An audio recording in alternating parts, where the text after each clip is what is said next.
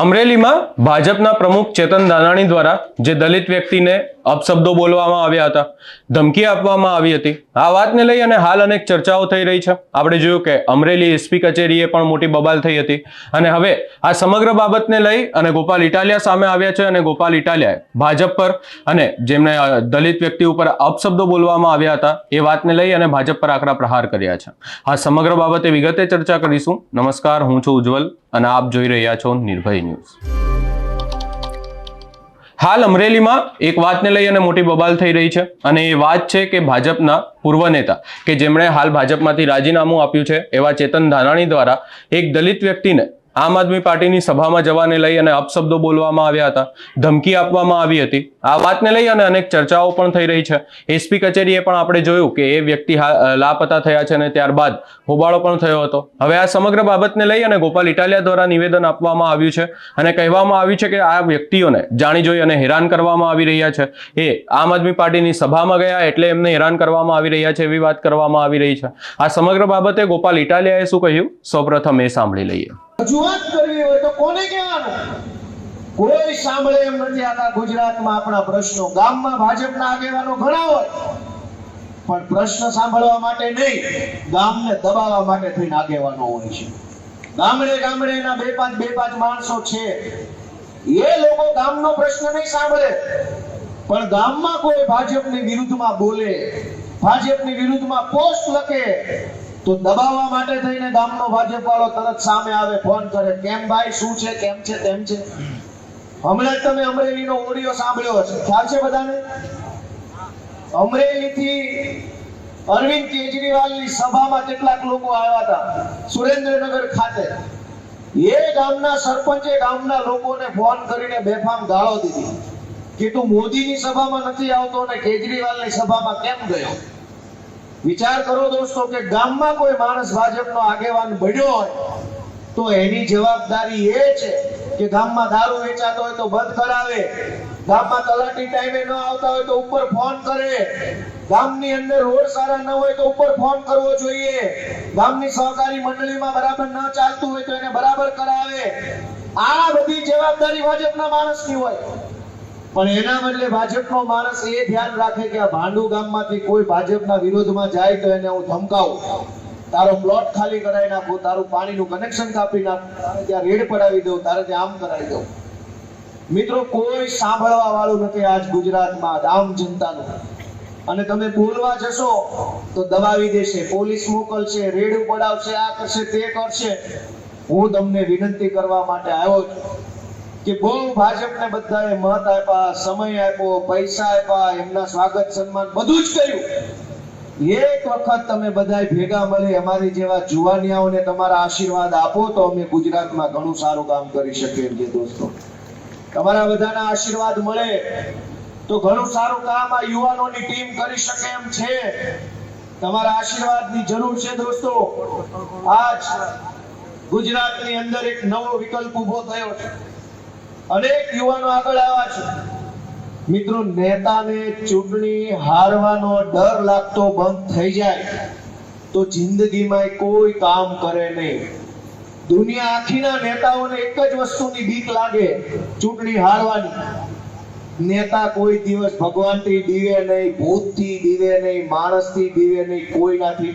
એટલા જાડી ચામડીના થઈ જાય છે આ ભાજપ વાળા. એને એક જ વાતનો ડર હોય કે ચૂંટણી હારી જાય તો. દોસ્તો, અહીંયા ગુજરાતમાં તો આપણે બધાએ ભાજપને એટલા મત આપ્યા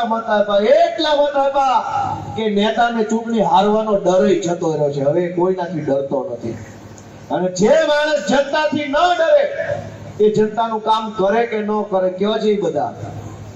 જે માણસ જનતાથી ન ડરે એ જનતાનું કામ કરે કે ન કરે? નો કરે. ગુજરાતમાં 35-40 વર્ષથી એટલી વખત ભાજપને મત આપ્યા, એટલી વખત આપ્યા. ભાજપ વાળાને એમ થઈ ગયું કે લોકો ભલે કકડાટ કરે પણ ચૂંટણી ટાણે બટન તો પાછા અમારું જ દબાવવાના છે, તો ભલે કકડાટ કરતા. આ ભારતમાલામાં જમીનો કપાઈ જાય, જેટકોની લાઈનો નીકળે, જમીનો કપાઈ જાય, બાકી બચી હોય નાના રોડમાં કપાઈ જાય, વધુ બાકી બચી હોય કેનાલમાં જાય, વળી બચી ગઈ હોય તો ટીપીમાં જાય, પછી બચી ગઈ હોય તો ગુંડા પડાવી જાય. છેલ્લે તમે વધો અને લેણું વધે, છેલ્લે કશું જ વધતું નથી દોસ્તો. છતાંય ગુજરાતની સરકારમાં કોઈ સાંભળવા વાળું નથી. શું કામ? કે મેં જોયું ગુજરાતમાં સરકારના નામે સર્કસ ચાલે છે, ત્યાં મંત્રી તંત્રીનું કોઈ વજન પડતું નથી. આ હમણાં એમણે મંત્રીમંડળ બદલ્યું, આની પહેલા એક વખત બદલ્યું હતું ને એની પહેલા એક વખત બદલ્યું હતું. યાદ છે બધાને? યાદ હોય હાથ ઊંચો કરો તો મને યાદ છે. મંત્રી બદલાના ત્રણ વખત મંત્રીમંડળ બદલાયું. એનો અર્થ શું? પહેલા જ્યારે મંત્રીમંડળ બદલાયું ત્યારે સરકારને એમ લાગ્યું કે આ મંત્રી બરાબર નથી એટલે બદલી નાખ્યા. બીજી વાર બદલાયું ત્યારે એમ લાગ્યું હશે કે આ મંત્રી બરાબર નથી તો બદલી નાખ્યા. ત્રીજી વાર એમ લાગ્યું કે આ બરાબર નથી તો ત્રીજી વાર બદલ્યા. મને એમ લાગે છે કે મંત્રી બદલા બદલ કરે છે પણ એમનો મેળ નથી પડતો, તો આપણે બધા ભેગા મળીને એકવાર આખી સરકાર જ બદલીએ જો મેળ પડવાનો હોય તો. કેમ કે બરાબર નથી ચાલતું એવું તો એ માને છે, પણ એ બરાબર ચલાવવા માટે મંત્રી બદલે. પણ મંત્રી બદલાવે બરાબર ચાલવાનું હોત તો ચાલતું થઈ ગયું હોત પહેલી વાર બદલ્યા ત્યારે, અથવા બીજી વાર બદલ્યા ત્યારે, અથવા હવે ત્રીજી વારમાં. પણ મને એમ લાગે ગુજરાતમાં હવે મંત્રીને આખી સરકાર બદલવા માટેનો ટાઈમ આવી ગયો છે ને એના માટે આપણે બધાએ આગળ આવવાનું દોસ્તો. મિત્રો, આમ આદમી પાર્ટી ગુજરાતની જનતાનો અવાજ બનીને આગળ વધી રહી છે. એક મુદ્દા ઉપર અમે પૂરી તાકાતથી બોલીએ છીએ. કોઈ શરમ નહીં ભાજપની, કોઈ ડર નહીં, કોઈ છુપી લોભ લાલચ આધારે કામ કરતા નથી. અમે છામી છાતીએ ભાજપ સામે લડીએ છીએ, એનું પરિણામ ભોગવીએ છીએ, પણ છતાંય લડીએ છીએ.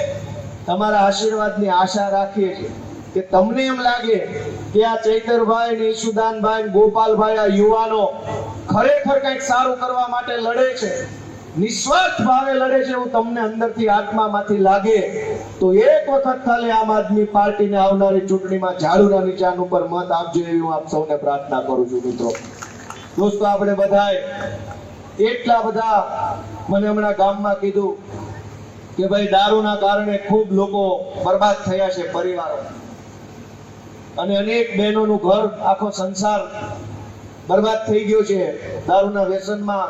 કેટલાય વ્યક્તિઓ કમોત મળ્યા છે, નાની ઉંમરમાં મૃત્યુ થયા, આવું મને કીધું. તમે વિચારો એક બાજુ કે આ ગુજરાતમાં આપણા જ મતથી બનેલી સરકાર જો આપણા જ પરિવારના સભ્યનું આવું રીતે કમોત થાય, એવી રીતે ખુલ્લેઆમ દારૂ વેચવા દે. તમે તો નથી વેચી શકતા, આપણે તો હેલ્મેટ વગર રોડે નથી ચડી શકતા, તો દારૂ વેચનારાની હિંમત ક્યાંથી આવે છે? અને એટલી હિંમત કે બુટલેગરોના છોકરાઓએ વિસનગરમાં બળાત્કાર કર્યો. તમે વિચાર કરો કે બુટલેગરોની હિંમત જોવો. દોસ્તો, આ પરિસ્થિતિ ક્યારે બદલાશે? આપણે બધાએ આપણા પોતાના માટે જાગવાનું છે. આમ આદમી પાર્ટી માટે નહીં, ગોપાલ ઇટાલિયા માટે નહીં, કોઈના માટે નહીં, તમારા પોતાના માટે, તમારા પરિવાર માટે, તમારી માલ મિલકત માટે સૌ થોડું જાગૃત થાય, પોતાનો આત્મા જગાડે એવી હું તમને બધા કરું દોસ્તો. આપણે બધાએ આપણો આત્મા જગાડવો પડશે કે કેવી રીતે જીવવું આ પરિસ્થિતિમાં. સામાન્યમાં સામાન્ય વાત માટે થઈ અને આજે આપણી કોઈ સાંભળવા તૈયાર નથી. ગામની સરકારી અનાજની દુકાન ક્યાંક સારું હોય છે, પણ લગભગ જે ગરીબ માણસ જ્યારે અનાજ લેવા જાય ને ત્યારે આ અંગૂઠો લાવો ને પેલો અંગૂઠો લાવો ને લાઈનમાં ઉભા રહો, શુક્રવારે આવજો ને સોમવારે આવજો, સવારે આવો ને બપોરે આવો. 4 કિલો ઘઉં માટે આટલી બધી આજીજી કરવાની? અવડા મોટા દેશ, અવડા મોટા રાજ્યની સરકાર આત્મસન્માન અને સ્વાભિમાન સાથે આપણને પેટ નહીં ભરી શકે? ગુંડાઓ, બુટલેગરો, માફિયાઓ, ભાઈએ કીધું એમ ક્યાં ગયા? પેલા હમણાં ગૌચરો ખાઈ જાય છે, ગૌચરો, હજારો એકર ગૌચરો ખાઈ ગયા ભાજપના ગુંડા. તો ન પોલીસ કઈ બગાડી શકી, ન મામલતદાર એનું કઈ બગાડી શક્યો, ન કલેક્ટર કઈ કરી શક્યો, ન મંત્રી કઈ કરી શક્યો. ગુંડાઓ સામે પોલીસ, મામલતદાર, કલેક્ટર, ટીડીઓ, ડીડીઓ, મંત્રી બધા જ લાચાર. પણ એક ગામડાનો ગરીબ માણસ જો ચોખા લેવા બજારમાં દુકાને જશે સસ્તા અનાજની તો સિંઘમો થઈ જશે બધા તમારા ઉપર.